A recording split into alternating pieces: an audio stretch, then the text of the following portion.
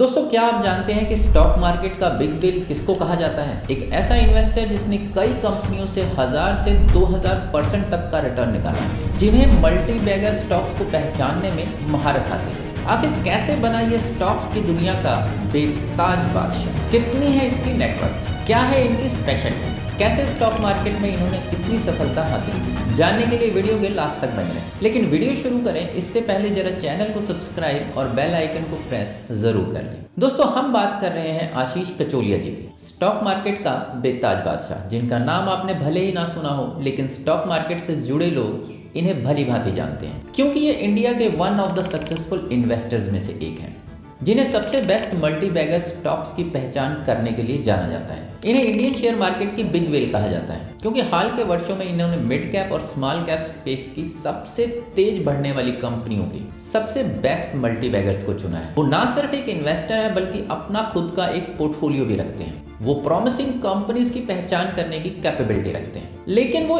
इतनी बुलंदियों तक पहुंचे कैसे? ये सफर भी काफी लंबा है और इस सुहाने सफर की शुरुआत होती है साल 79 से, जब मुंबई के एक मारवाड़ी परिवार में उन्होंने जन्म लिया।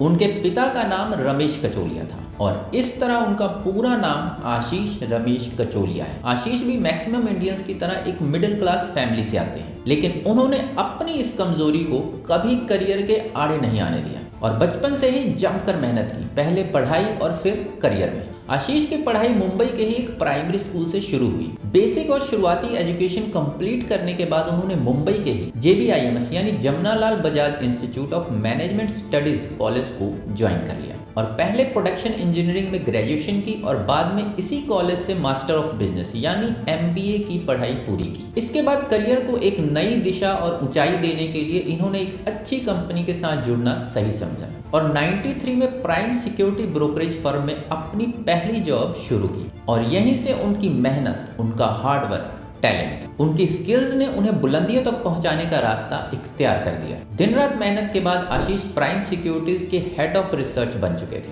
इसके बाद वो जुड़े एडलविस कैपिटल से और यहाँ कई महीनों तक काम करने के बाद उन्होंने अपनी खुद की कंपनी लकी इन्वेस्टमेंट शुरू की। दरअसल आशीष शुरू से ही कुछ अपना और अलग करना चाहते थे। जॉब तो उनके लिए करियर शुरू करने की एक सीढ़ी थी, जिसको वो सफलता के साथ चढ़ चुके थे। अपनी कंपनी लकी इन्वेस्टमेंट शुरू करने के बाद उन्होंने कई वेल्दी लोगों के पोर्टफोलियो हैंडल किए, यानी कदम दर कदम वो स्टॉक मार्केट में और डीप जा रहे थे। अपनी कंपनी के थ्रू उन्होंने पोर्टफोलियो का कंसेप्ट समझा और फिर आया साल 99। इसे स्टॉक मार्केट की द ग्रेट इन्वेस्टर की यूनिटी का साल कहा जाए तो बिल्कुल गलत नहीं होगा, क्योंकि इस साल आशीष कचोलिया ने स्टॉक मार्केट की शान राकेश झुनझुनवाला, नीरज रॉय, लक्षित सांघवी और हेरन वैद्य के साथ मिलकर हंगामा डिजिटल एंटरटेनमेंट मीडिया की नींव रखी। हंगामा डिजिटल मीडिया और लकी इन्वेस्टमेंट को संभालने के बाद अब आशीष कचोलिया अपने पोर्टफोलियो के बारे में सोचने लगे और 2003 में उन्होंने अपने पोर्टफोलियो पर ध्यान देना शुरू कर दिया। शुरू से ही आशीष मल्टी बैगर, स्मॉल कैप और मिड कैप को ढूंढने में माहिर रहे, इसलिए अपने पोर्टफोलियो को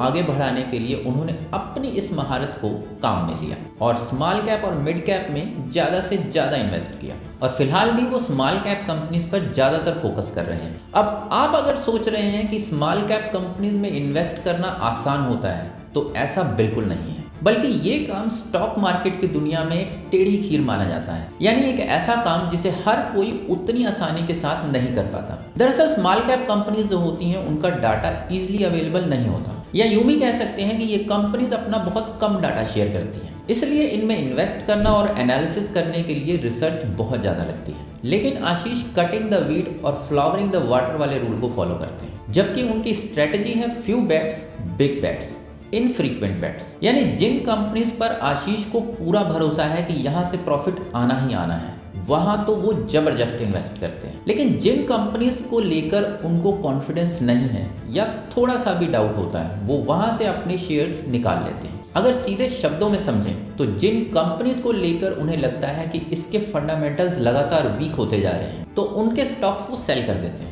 लेकिन अगर किसी कंपनी के फंडामेंटल्स लगातार बेहतरीन हो रहे हैं, तो उस कंपनी में वो अपना स्टेक बढ़ा दें। अपनी इसी स्ट्रेटेजी के दम पर उन्होंने ई क्लर्क्स कंपनी से 1600% से भी ज्यादा का रिटर्न उठाया है, जबकि कैमलिन, लोकेश मशीन, जेन टेक्नोलॉजी, आशियाना हाउसिंग जैसी कंपनीज में भी उन्होंने कई गुना तक रिटर्न निकाले हैं। बात उनके पोर्टफोलियो की करें तो ये केमिकल, टेक्नोलॉजी और मैन्युफैक्चरिंग जैसे सेक्टर्स में फैला हुआ है। उनके पोर्टफोलियो में Ami organics, office space solutions, E2E networks जैसे 60 से भी ज्यादा स्टॉक्स हैं, जिनमें से 40 के लगभग एक्टिव हैं। जिनमें से कुछ में अगर उनकी पार्टनरशिप देखें तो साक्षी मेडटेक एंड पैनल्स लिमिटेड में 3.53%, सफारी इंडस्ट्रीज लिमिटेड में 1.84%, संजीवनी पैरेंटल लिमिटेड में 3.17%, शैली इंजीनियरिंग प्लास्टिक लिमिटेड में 3.22%, TBI कॉर्न लिमिटेड में 4.22%, जबकि यूनिवर्सल ऑटो फाउंड्री लिमिटेड में 8.32% है। अपने पोर्टफोलियो में आशीष सफारी इंडस्ट्री लिमिटेड में सबसे ज्यादा भरोसा करते हैं। इसे आप इनकी टीम का सबसे दमदार बल्लेबाज भी मान सकते हैं,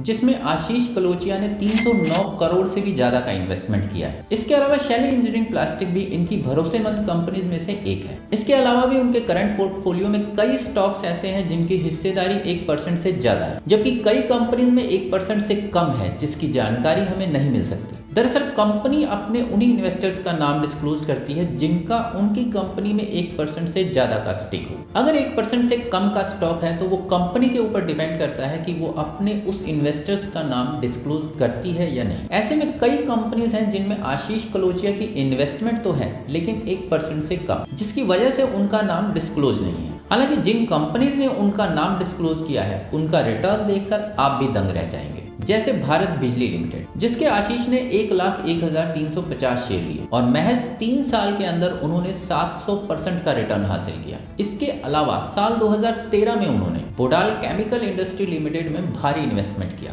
और इस कंपनी ने 2018 में यानी 5 साल बाद उन्हें 2000% का रिटर्न निकाल कर दिया। इसके बाद एक इंश्योरेंस टेक्नोलॉजी फर्म मेजेस्को में हैवी इन्वेस्टमेंट की और सिर्फ 8 महीने में 400% का रिटर्न उठाया। साल 2021 की बात करें तो उन्होंने जेनेसिस इंटरनेशनल कॉर्पोरेशन लिमिटेड में हैवी इन्वेस्टमेंट की और 1 साल में इस कंपनी को मल्टीबैगर बना दिया। इसी कंपनी ने महज 1 साल में आशीष कलोचिया को 500% का रिटर्न निकाल कर दिया, जबकि 2020 के पहले उन्होंने अपने इसी स्किल के चलते इतना प्रॉफिट उठाया कि उनका पोर्टफोलियो 150% से ग्रो कर गया। उनकी पहचान देश के बड़े बड़े इन्वेस्टर्स में से एक के रूप में होने लगी। मार्च 2020 तक उनके पोर्टफोलियो की वैल्यू 394 करोड़ रुपए थी। वो कुछ ही समय में इंडिया के रिचेस्ट इन्वेस्टर्स में से एक बन गए और उनकी काबिलियत और शेयर मार्केट में सक्सेस के चलते लोगों ने उन्हें शेयर मार्केट का बिग व्हेल कहना शुरू कर दिया, क्योंकि जो पोर्टफोलियो 2020 में महज 394 करोड़ रुपयों के आसपास घूम रहा था, वही 2023 में बढ़कर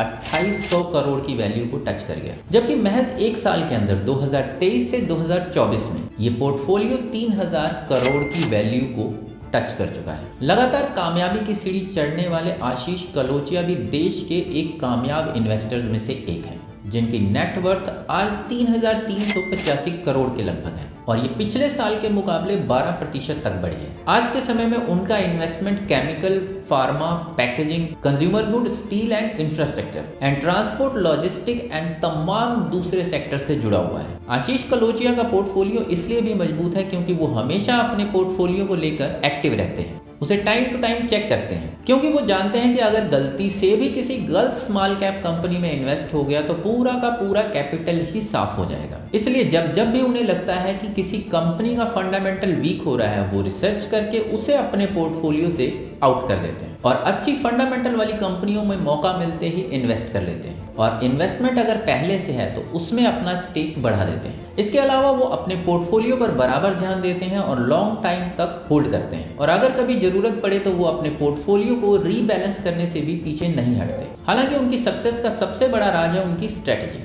उनके रूल्स लिमिटेड है लेकिन वो जानते हैं कि दुनिया के साथ चलना है, तो स्ट्रेटेजीज को बदलते रहना बहुत जरूरी है। उनके स्टॉक की वैल्यू दिन रात आसमान छू रही है। आज हर इन्वेस्टर उनके पोर्टफोलियो का हिस्सा बनना चाहता है और हर इन्वेस्टर उनकी तरह स्मॉल और मिड कैप कंपनीज में इन्वेस्ट करके पैसा कमाना चाहता है। लेकिन दोस्तों, यूं ही किसी भी स्टॉक में इन्वेस्ट ना करें, बल्कि पहले अपने स्टॉक ब्रोकर की सलाह लें, सभी चीजों को अच्छे से कंपेयर करें, तब किसी स्टॉक में इन्वेस्ट करें और शेयर मार्केट से जुड़ी दुनिया में आगे बढ़ें, वरना हैवी प्रॉफिट की जगह हैवी लॉस हो सकता है। इसलिए समझदारी से काम लें। आज की वीडियो में बस इतना ही। आशीष कलोचिया जी आपको कैसे इंस्पायर करते हैं, कमेंट करके जरूर बताएं। वीडियो पसंद आई तो लाइक शेयर करके चैनल को सब्सक्राइब कर लें और बेल आइकन दबाना बिल्कुल ना भूलें। आज की वीडियो के लिए बस इतना ही। मिलता हूँ अगली वीडियो में एक नए इन्वेस्टर के साथ, एक नई कहानी के साथ। तब तक के लिए नमस्कार।